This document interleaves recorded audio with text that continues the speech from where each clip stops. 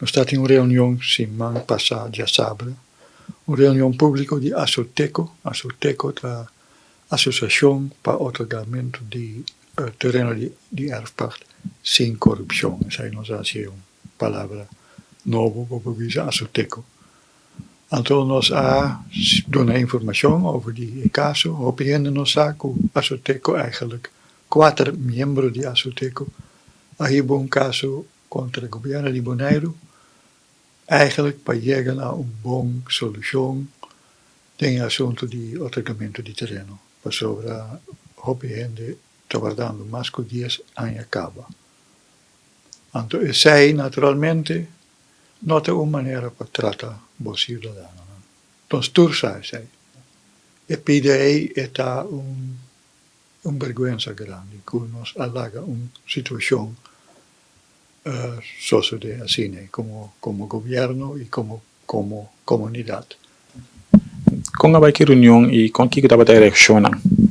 Bom, reunião é bem normal, nós temos diferentes tipos de reuniões aqui, então nós pedimos membros e presentes, para vai com formulário para gente por firma, para sobre mientras tanto, a parte do caso jurídico, que está seguindo em apelação, que está seguindo teórica claro, a parte disso aí nós também bezig com uma petição no Conselho Insular, para pedir Conselho Insular para ordenar o governo para sentar na mesa com nós para chegar a uma solução.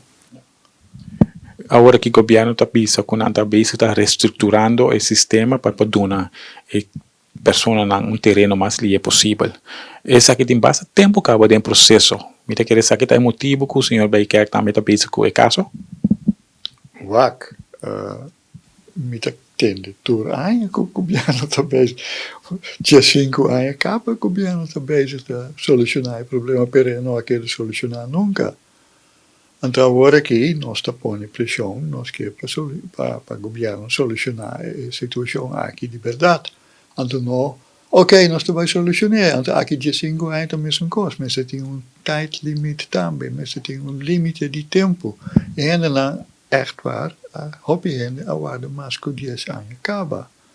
Então, eu vou sim, nós estamos direito aqui, então nada te passa trobe, mas tem tijdlimite, isso é lógico.